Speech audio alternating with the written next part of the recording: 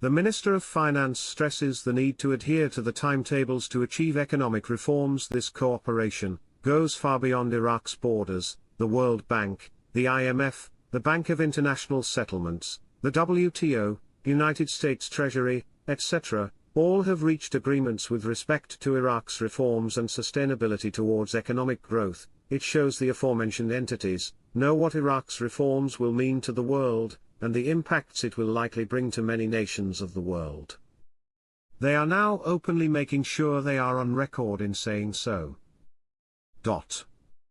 Al-Mandlawi, Iraq is focusing today on strengthening economic and investment aspects and sparing the region the scourge of wars. Question: what does it mean to you when they say in the coming days the Iraqi citizens? Emo: that means now. Question: they've used that phrase before, haven't they? Yes, but not surrounded by all the information that they're giving to the Iraq citizens about the monetary reform on a daily basis. In the coming days, yeah, now. In the coming days, very quickly, now? Question: the exchange rate change should be the next step before the lower notes and everything else, right? The next step is to introduce the lower notes and the new exchange rate, yes. But in that process it's a chain of events. Picture a room with 100 mouse traps. If you throw one ping pong ball in that room, one mouse trap will cause a chain reaction to fire off.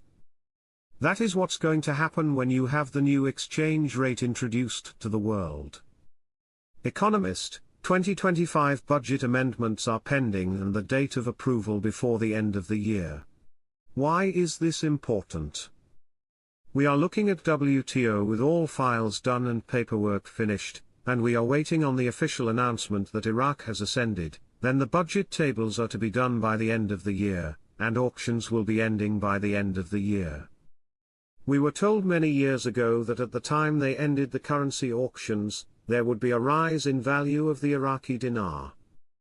Now they are ending them before the end of the year. That's not far off. We are in the window. The Iraqi Bank for Trade announces measures to support the stability of the exchange rate. Those that keep calling this a scam are silly and they don't know what they own, if they even do. Many are saying Sudani and Alak are to blame for the hold-up. What are many? Because whoever that many is very ignorant, very uneducated, in the understanding of the monetary reform process.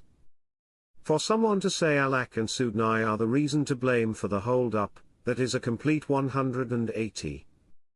It is Alak, Sudani and Barzani now what are bringing success of the monetary reform, and who are announcing it to the Iraqi citizens. I do know of a couple redemption center folks, / wealth management contacts who are working this weekend. They don't know if it's this week or next week, but very much expected to happen in the month of October. So they are putting in extra hours to be prepared. They are putting in extra hours to be ahead, taking care of existing customers, so that they have no diversions when they expect us. I think it's very encouraging that they are so convinced they will see us in the next couple of weeks that they are putting in extra hours so when it goes, they can focus on all of us new customers. I was expecting it to go up in increments over time and it's not working out that way because they were really moving in the right direction. Things were going really good, but obviously everything went to hell in the handbasket. There's been a completion of the first steps of the banking reform process. In my view, the next phase should introduce new currency denominations. If they're going to have 3 zeros removed, as Alak said, you're going to need new denominations. They never have had a 3 zeros exchange rate to be supporting the global financial system.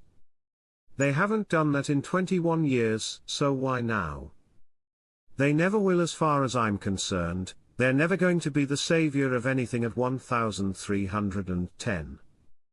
The Parliamentary Finance Committee expected, on Sunday, that non-oil revenues in the 2025 budget would reach 30 trillion dinars, represented by electricity collection, taxes, and revenues from the Baghdad municipality, and all municipal departments.